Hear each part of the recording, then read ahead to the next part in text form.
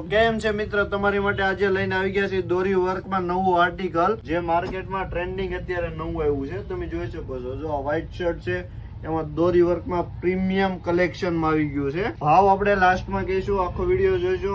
10 થી 12 કલર છે. જો આમાં આ ટાઈપનું મસ્ત દોરી વર્ક આપેલું છે, મસ્ત લુક લાગે છે, જે અત્યારે માર્કેટમાં નવા આવ્યા છે. બધામાં દોરી વર્ક છે, એમ્બ્રોઇડરી નથી મિત્રો, દોરી વર્ક આવે ને ઈ છે.